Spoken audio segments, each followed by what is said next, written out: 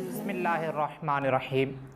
नाज़रीन, आपको इल्म नूर है सिलसिले में खुशामदीद कहते हैं। आज हमारा मौजू है मुख्तलिफ़ जगहों में नहाने में क्या क्या एहतियातें करनी चाहिए।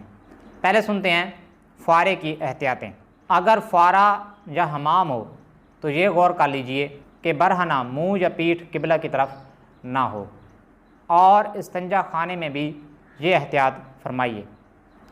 बारिश में नहाने की एहतियातें। बारिश वगैरह में भी नहाएं तो पजामा या शलवार वगैरह के ऊपर मज़ीद मोटा कपड़ा लपेट लीजिए कि पजामा अगर पानी की वजह से जिस्म से चिपक भी जाए तो जिस्म की रंगत वगैरह ज़ाहिर ना हो।